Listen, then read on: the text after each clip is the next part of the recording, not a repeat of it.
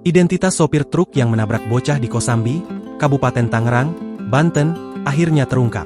Sosok sopir truk tersebut berinisial DWA, 21. Usai diamankan dan diperiksa polisi karena peristiwa kecelakaan itu, DWA dinyatakan positif narkoba. Informasi ini disampaikan oleh Wakapolda Metro Jaya Brigjen Pol Jati Wiyoto Abadhi kepada wartawan di Tangerang, Kamis, 7 November 2024. Untuk pengemudi kita sudah tetapkan sebagai tersangka, dan saya perintahkan untuk lakukan tes urin dengan hasil positif, kata Wiyoto.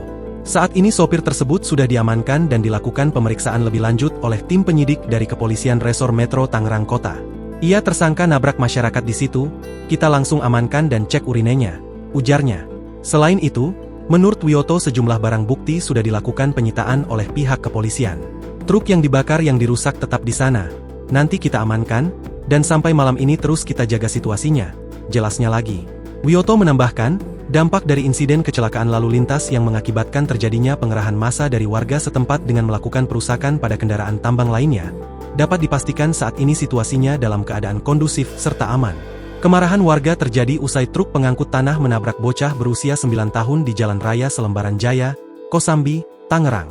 Warga mengaku kesal akibat ulah sopir truk pengangkut tanah yang kerap beroperasi di luar jam operasional dan mengancam keselamatan pejalan kaki. Korban yang masih berusia 9 tahun mengalami patah kaki dan kini dirawat di rumah sakit.